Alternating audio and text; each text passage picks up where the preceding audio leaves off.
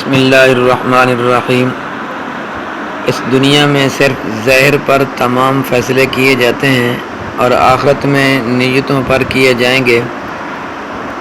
یہ عالم جس میں ہم ہیں اور ہم کو جس میں کام کرنے کا موقع دیا گیا ہے، عالم ظاہر اور عالم شہادت ہے۔ ہمارے حواس کا دائرہ بھی یہاں صرف ظاہر تک محدود ہے، یعنی یہاں ہم ہر شخص کا صرف ظاہری چال چلن دیکھ کر ہی اس کے متعلق اچھی یا بری رائے قائم کر سکتے ہیں اور اسی کی بنیاد پر اس کے ساتھ معاملہ کر سکتے ہیں۔ ظاہری اعمال پر سے ان کی نیتوں، دل کے بھیدوں اور سینوں کے رازوں کے دریافت کرنے سے ہم قاصر ہیں۔ اس لیے حضرت عمر فاروق رضی اللہ تعالیٰ عنہ نے فرمایا، نحن نحکم بالظاہر واللہ یتولی السرائر، یعنی ہمارے کام ظاہر پر حکم لگانا ہے اور مخفی راز اللہ کے سپرد ہیں، لیکن عالم آخرت میں فیصلہ کرنے والا اللہ تعالیٰ علام الغیوب ہوگا اور وہاں اس کا فیصلہ نیتوں اور دل کے ارادوں کے لحاظ سے ہوگا۔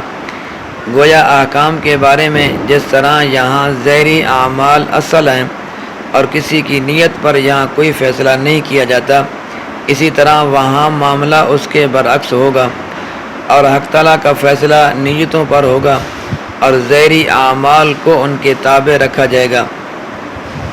حدیث کی خصوصی اہمیت۔ یہ حدیث ان میں سے یعنی رسول اللہ صلی اللہ علیہ وسلم کے ان مختصر مگر جامع ارشادات میں سے ہے جو مختصر ہونے کے باوجود دین کے کسی بڑے اہم حصے کو اپنے اندر سمیٹے ہوئے ہیں۔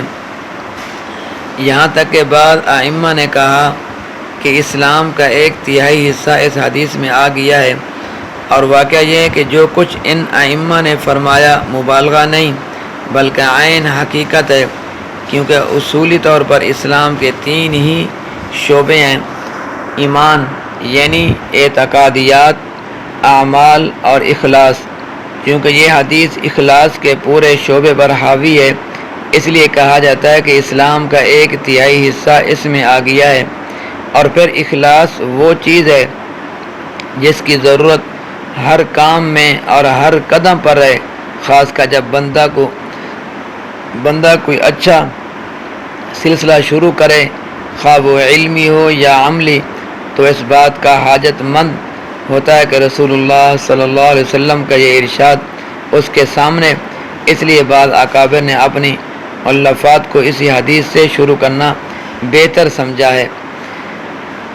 تو لہذا ہر انسان اپنا محاسبہ کرتا رہے، اپنے اعمال کی طرف دیکھتا رہے، اپنی گریبان کے اندر جھانک کر دیکھتا رہے کہ میں اچھے کام جو بھی میں کر رہا ہوں، کسی کی معاونت کر رہا ہوں، تو لہذا کیا جو کام میں کر رہا ہوں اس کے اندر اللہ کی رضا شامل ہے یا لوگوں کو دکھلاوا مقصود ہے یا اپنی امداد وصول کرنا مقصود ہے؟